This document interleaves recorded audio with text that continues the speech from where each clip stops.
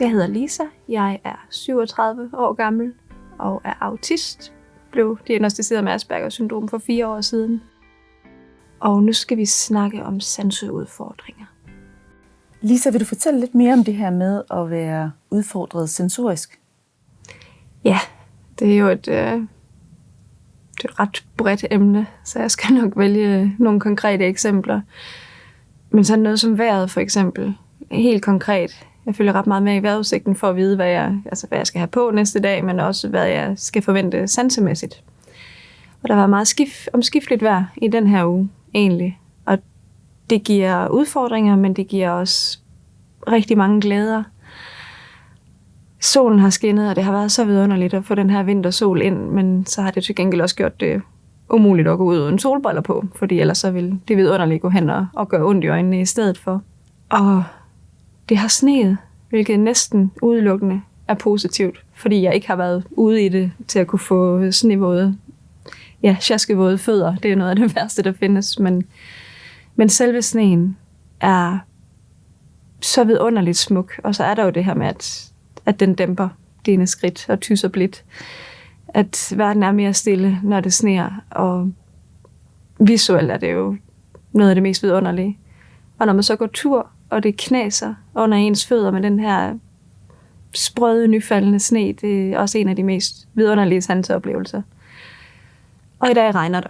Det er endnu det og blæser. Blæst er bare udelukkende frygteligt. Det kan jeg ikke finde noget positivt i. Men regnen er også ligesom solen lidt tveægget i det, at jeg synes, det er smukt. De her dråber fra himlen, der kommer og laver pytter og drysser af grene og tagtoppe, og det er virkelig, regn er smukt. Men det gør det modsatte af sne, det er, at i stedet for at dæmpe lyd, så skruer det op for det. Så for eksempel at gå langs en regnvåd vej, lyder dobbelt så højt som at gå langs en tør vej. Alle bilerne, busserne og lastbilerne, det er som om de råber af en. Så jeg bliver nødt til en dag som i dag, at have musik i ørerne eller ørepropper på en eller anden måde, noget høreværn. For ellers er det simpelthen uoverskueligt at være ude i. Og når det så er det, og man enten er nødt til at dæmpe sine sanser, eller fylde nogle andre på, så man godt kan lide musik, så får man også brugt noget energi på det, som man gerne vil have brugt til noget andet. Så måske gør man allerede er lidt træt, når man dukker op til det her, eller til det sociale arrangement, eller arbejde, eller hvad det nu lige er, man skal. Lisa, hvad har du gjort for ligesom at kompensere, når det er sådan, så du er ude enten i strålende solskin, eller du går langs en regnvåd vej? Nu har du været lidt inde på det her med at bruge musik. Har du gjort noget særligt for at arbejde med, hvordan du så kan være i verden, når vejret ligesom bliver et problem? Den første og vigtigste ting, det er at anerkende, at det faktisk er en udfordring. Og jeg vil sige, det var egentlig først i årene op til min diagnose, at jeg blev klar over, at det her ikke var noget, alle oplevede. For jeg tænkte, at jeg var lidt pyldret, og at alle andre mennesker jo er indrettet ligesom mig, for vi er jo alle sammen mennesker. Vi har jo alle sammen de sanser, vi har, og de kan godt tåle at være ude i verden uden forskellige værnemidler, og uden at brokse over det, eller uden at få taget deres energi så meget af det, fordi de virkelig, de klør på, og de er stærkere, end jeg er. Så jeg må også på en eller anden måde vende mig til det. Før jeg fandt ud af, at mine sanser måske er mere følsomme end de fleste, der kørte jeg meget på med det her, min egen version af exposure therapy, som man kan kalde det, at jeg prøver at vende mig til ting. Jeg boede et sted i 8 år, med en meget larmende vej udenfor, og folk blev ved med at sige til mig, at det skal du nok vende dig til. Man vender sig til den slags, når man har boet der i et par måneder, og det vendede jeg mig ikke til. Jamen, når du har boet der i et par år, så vender du dig til det. Og jeg vendede mig aldrig til at have den vej udenfor, og især når det regnede netop. Den støjede og larmede, og det var en konstant stressfaktor, fordi jeg ikke vendte mig til det.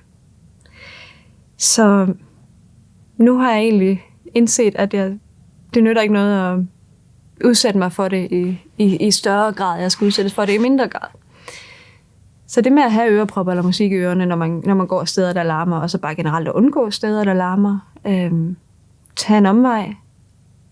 Det kan også være, jeg vil ønske at have en forretningsidé til nogen, der kan finde ud af at udvikle apps. Jeg vil ønske, at der ligesom når man har ruteplaner og Google Maps og sådan noget, at de viser den hurtigste vej et sted hen, at de så også kunne vise den mest stille vej et sted hen. Men en ting, jeg har gjort, som har været lidt besværligt for mig,